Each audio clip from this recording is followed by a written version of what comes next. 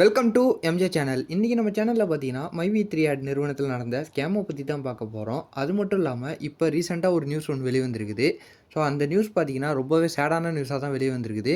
So அது என்ன சேடான news அப்படிங்கிறத நம்ம வீடியோக்குள்ளே இப்போ டீட்டெயிலாக பார்க்கலாம். நம்ம வீடியோவை ஸ்கிப் பண்ணாமல் ஃபுல்லாக பாருங்கள். நம்ம சேனலை ஃபஸ்ட்டாக பக்கம் சப்ஸ்கிரைப் பண்ணுங்கள், பக்கத்தில் இருக்க பெல்லைக்கனே கிளிக் பண்ணுங்கள். வாங்க வீடியோக்குள்ளே போகலாம். இந்த மைவி3 ஆட் நிறுவனத்துடைய எம்டி சக்தி ஆனந்தன் வந்து பார்த்தீங்கன்னா 4 மாதத்துக்கு முன்னாடி கைது செஞ்சுருக்கிறாங்க.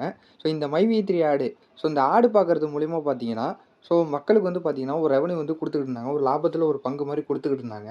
இந்த 6 மாசமா பார்த்தீங்கன்னா, இந்த எந்த ஒரு பிரச்சனையும் வராம இருந்தது. இதில 4/7/24 அன்னைக்கு பார்த்தீங்கன்னா, இதில முறைகேடு பண்ணியிருக்காங்கன்னு சொல்லிட்டு சக்தி ஆனந்தன கைது பண்ணியிருக்கிறாங்க. அது கைது பண்ணதும் இல்லாம, இன்னைக்கு 19/2024 அன்னைக்கு வந்து அவர் ஜாமீனுக்காக ஒரு மனு ஒண்ணு போட்டிருக்கிறாரு. அந்த மனுவையும் இப்ப கேன்சல் பண்ணியிருக்கிறாங்க. இது நம்பர்ன்னு பார்த்தீங்கன்னா, 60,00,000 பேர் வந்து இதில இன்வெஸ்ட் பண்ணியிருக்கிறதா ஒரு தகவல் வந்திருக்குது. எவ்வளோன்னு பார்த்தீங்கன்னா, சுமார் ரூ. 12,00,00,000 இன்வெஸ்ட் பண்ணியிருக்கிறதாவும் இதில சொல்லியிருக்கிறாங்க. சக்தி ஆனந்தின் ஜாமீன் மனுவை சென்னை சிறப்பு நீதிமன்றம் தள்ளுபடி செய்தது. விவரங்களை செய்தியாளர் கிருஷ்ணா வழங்க கேட்கலாம். கிருஷ்ணா, வழக்கின் விவரங்களை பதிவு பண்ணுங்க.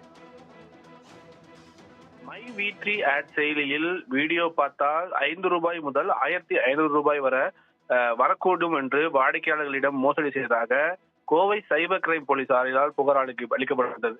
இந்த புகார் சென்னை பொருளாதார குற்றப்பிரிவுக்கு மாற்றப்பட்டு, இந்த நிலையில் செயலி நிறுவன உரிமையாளரான சக்தி ஆனந்தன் முன்ஜாமீன் கோரி தாக்கல் செய்த மனுவானது தள்ளுபடி செய்த உயர்நீதிமன்றம் சென்னை நிதி நிறுவன மோசடி வழக்குகளை விசாரிக்கக்கூடிய சிறப்பு நீதிமன்றத்தில் சரணடையவும் உத்தரவிட்டிருந்தது. அதன்படி சக்தி ஆனந்தன் சென்னை நிதி நிறுவன மோசடி வழக்குகளை விசாரிக்கக்கூடிய சிறப்பு நீதிமன்ற நீதிபதி மலர் வேலன் முன்பு கடந்த 5ஆம் தேதி சரணடைந்தார்.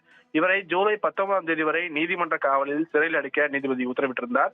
இந்த வழக்கில் ஜாமீன் கோரி சக்தி ஆனந்தன் தரப்பில் மனு தாக்கல் செய்யப்பட்டிருந்தது. இந்த மனுவை விசாரித்த நீதிபதி மலர் வேலண்டினா சக்தி ஆனந்தனுக்கு ஜாமீன் வழங்கினால் சாட்சிகளை கலைக்க வாய்ப்புள்ளதாக கூறி அவரது ஜாமீன் மனுவை தள்ளுபடி செய்து தற்போது உத்தரவிட்டிருக்கிறார். இதில் என்ன சேடான ஒரு நியூஸ்னு பார்த்தீங்கன்னா, இந்த 60,00,000 பேருக்கும் பார்த்தீங்கன்னா, இந்த 12,000 கோடி பார்த்தீங்கன்னா, திரும்ப வருமான்னு சொல்லிட்டு தான் ஒரு சந்தேகத்தில் இருக்கிறாங்க.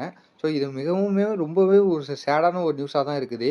இதை பற்றி பார்த்தீங்கன்னா, இந்த எம்டி சக்தி ஆனந்தன் வந்து இதுவரையும் எதுவுமே சொல்லல. அவங்களுக்கெல்லாம் காசு எப்போ குடுக்க போறாங்க, என்ன ஏதுன்னு இதுவரையுமே அவங்க தெரியப்படுத்தாமயே இருக்குது. கூடிய சீக்கிரமே மக்களுக்கு அவங்களுக்கான காசு போய் சேரணும்னு சொல்லிட்டு நானும் நினைக்கிறேன். நம்ம சேனலை தொடர்ந்து வாட்ச் பண்ணிக்கிட்டே இருங்க. இதே மாதிரி வேறு ஏதாவது புது நியூஸ் கிடைச்சதுன்னா நான் உங்களுக்கு உடனுக்குடன் தெரியப்படுத்துகிறேன். நம்ம வீடியோவை ஸ்கிப் பண்ணாமல் ஃபுல்லாக பார்த்துருப்பீங்கன்னு நினைக்கிறேன். இந்த வீடியோ பிடிச்சிருந்தா லைக் பண்ணுங்க, கமெண்ட் பண்ணி ஷேர் பண்ணுங்கள். இதே மாதிரி ஒரு சூப்பரான வீடியோவில் நான் உங்களை அடுத்து சந்திக்கிறேன்.